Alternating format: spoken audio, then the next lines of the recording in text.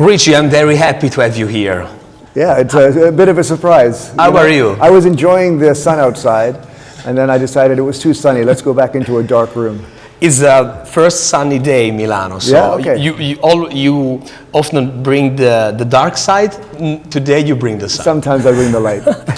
How are you, and how is techno music in your opinion nowadays? I'm good. I think I'm good. I think techno is good. I think techno is very vibrant right now. You have a lot of new audience, a lot of new DJs and producers. I would maybe say that the word techno is a bit misunderstood, because techno describes a lot of things which maybe some of us wouldn't call techno. But on the positive side, there's a lot of people enjoying electronic music and enjoying their own version of techno. So I think that's a pretty cool thing.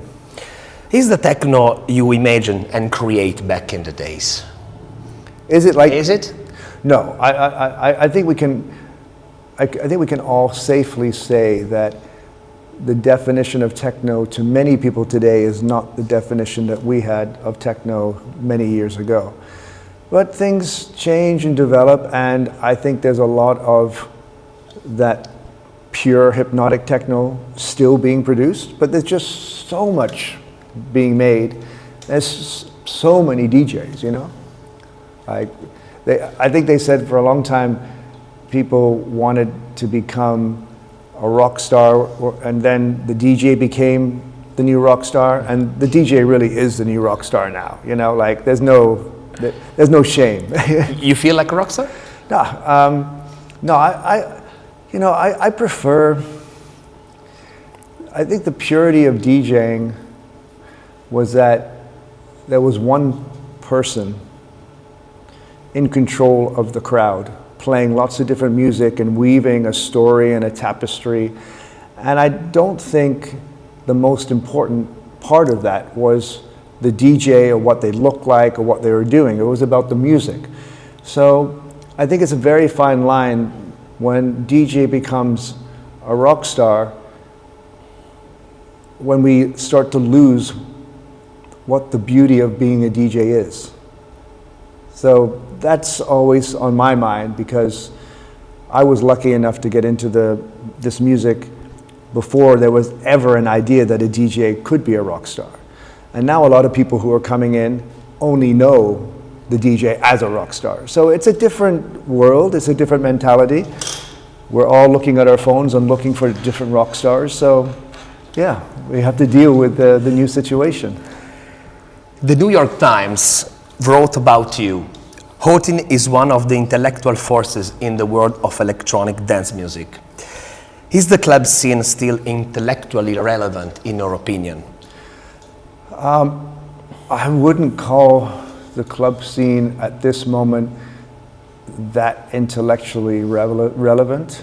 I think the club scene is a great place for expressing yourself and having fun and having the freedom to just be who you are in that moment. And at different moments, the club scene has been more intellectual, but I think right now it's much more just about the feeling. And if you want to intellectualize club music, perhaps you go towards a bit more of a deeper electronic music style. Perhaps you create a concert or an installation and show your vision in a different format. When people or media call you legend or pioneer, do you feel more old or grateful? That's a great question. I think a bit of both. I'm grateful that I'm still here 30 plus years later and I'm doing what I love to do. And because of that, you start to get these terms, legend or whatever, pioneer, because you've just been there so long.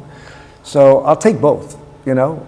I think the most important thing for me is that I've had great support over the years from many people around me, many fans all over the world, many fans from Italy who've supported me since 1990.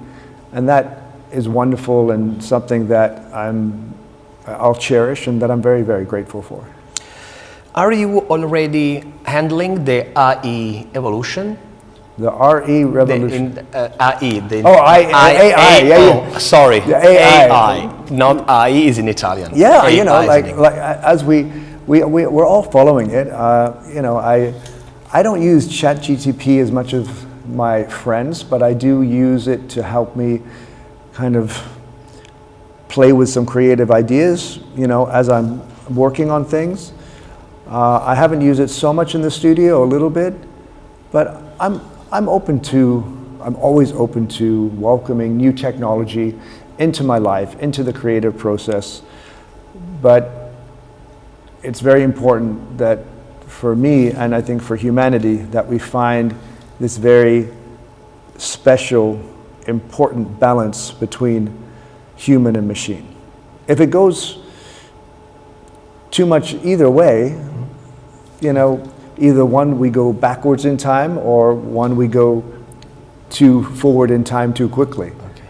So maybe no one knows that you, back in 2004, co-founded Beatport with John Acquaviva. yeah, Do you feel responsible of this deep digital revolution with all the pros and cons? well, I do feel some responsibility for the digital revolution, not only because of Beatport, but because also, maybe more importantly, John Acquaviva and I helped start Final Scratch, which was the first DVS digital vinyl system. And yeah, there's positives and negatives to that. And I often think about what music and DJing was like before the digital revolution, when we were only on records and turntables, when you couldn't find the music and it was very secret. There was a lot of beautiful, cool things. But the way our culture is now, with so many people around the world dancing and enjoying electronic music, making it, producing it, that wouldn't have happened without the digital revolution. Okay. And I think there's a lot of positive in that. Okay. What's the future of clubbing? Well, future of clubbing, well, you can look at it two ways. Is it about, you know, holodecks and new lights? And I hope the future of clubbing is not just more visuals behind the DJ, because I'm over this. Okay. And I think that really has its place in a concert. Yeah. But when you're talking about clubbing, I think clubbing is about music, about people coming together on the dance floor, celebrating, expressing, and of course, some visuals and some lights should be there to help elevate the experience, to support the music.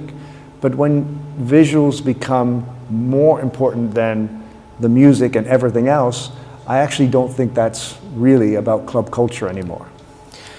I think that in 2015, Plastic Man could be a great character. Yeah. in the club scene. Yeah, you know, Plastic Man comes and weaves in and out of my life, and every couple of years, he or it or they, who knows who they are, comes back, and I think Plastic Man will return very soon.